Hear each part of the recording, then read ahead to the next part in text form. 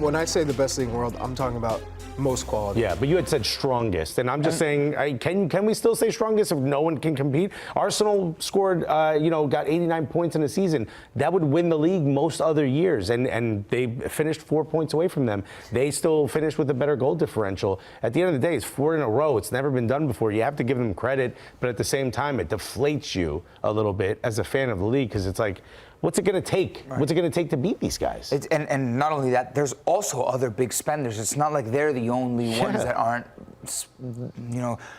dropping oil loads of cash to buy the best teams. I see what you did. Wow, gallons of cash. Yeah, because there are other big spenders that can compete from an acquisition standpoint against Manchester City.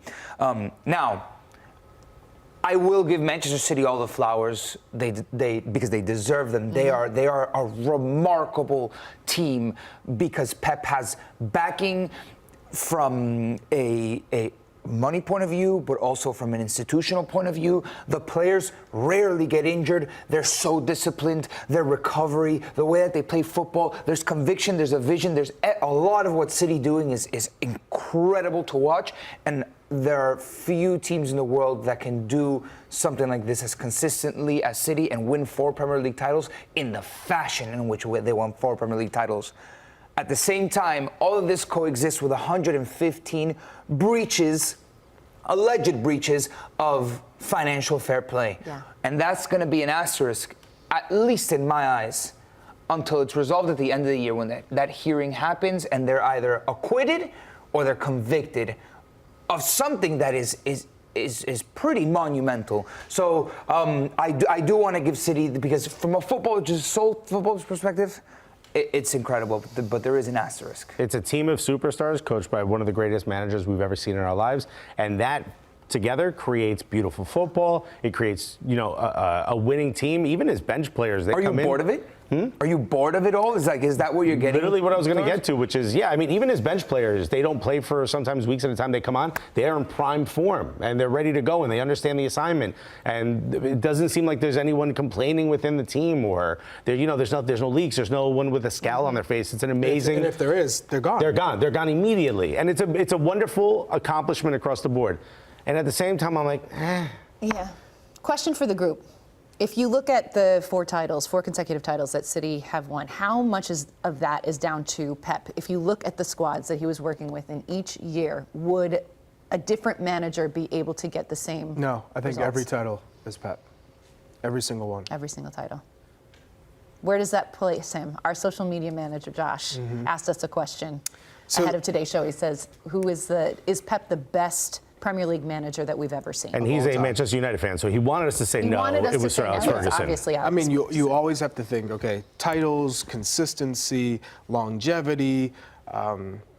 Longevity for me is the big one to give Sir Alex Ferguson the nod here, because he did it consistently for so long with Manchester United. It was a lot of Premier League titles. Could Pep, if Pep stayed 10 more years, could he do? I think he could very well dethrone Sir Alex Ferguson in this conversation. You're going to have to grade him on a curve, because he didn't spend his entire career managing one team like Sir Alex Ferguson did with United for a long period of time. So you have to take into consideration his previous titles, Barcelona, Bayern Munich, and Manchester City, carrying that with him to Manchester City, expectations, and delivering on every front. Points totals, goals scored. You could do the same thing similarly with Sir Alex Ferguson when he went from Aberdeen to Manchester United and changed the face of the club. There were certain expectations there, and he blew them out of the water. I'm going to give it to Pep instead of Sir Alex Ferguson. While Sir Alex Ferguson is a heralded manager, one of the greatest of all time, certainly not taking anything away from him. But the rub against him is that he wasn't a tactician. He was more of a person-to-person manager. He inspired people to play better. His team were the one who handled more tactics.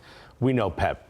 It's his system. It's the way he wants to play. He's the one who dreams up what the future of football should look like, and other managers follow what he's doing, so I'm going to give it to Pep.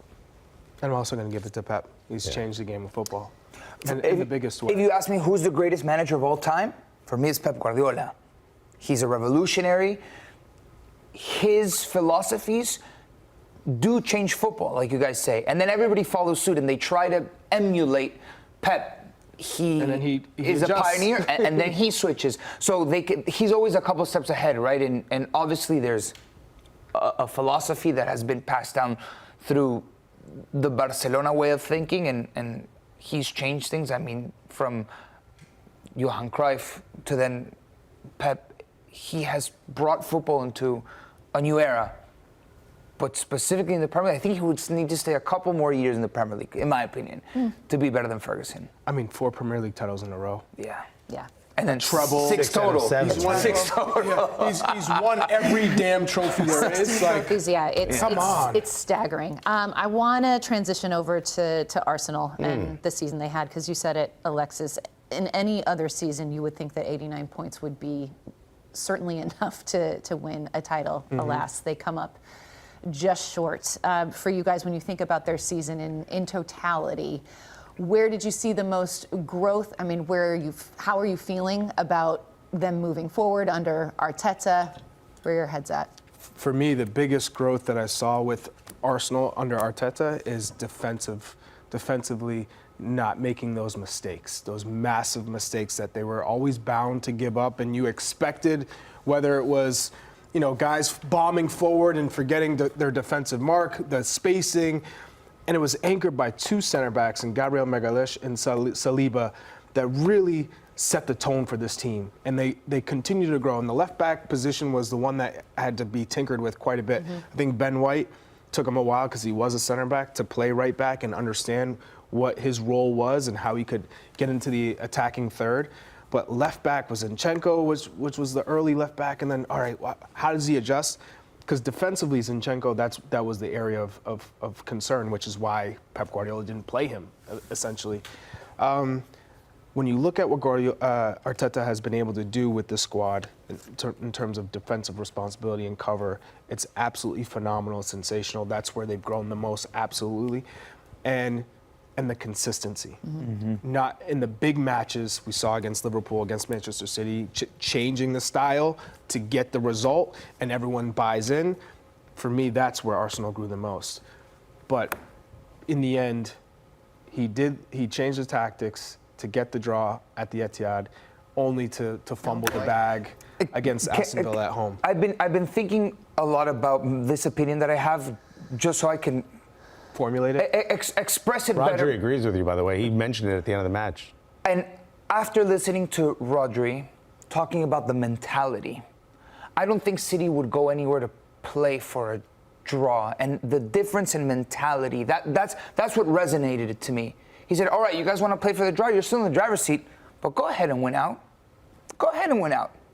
City knew they were going to win out. They have that confidence and that conviction that 8 games left. It was a lot of games left after. There was 9 or something.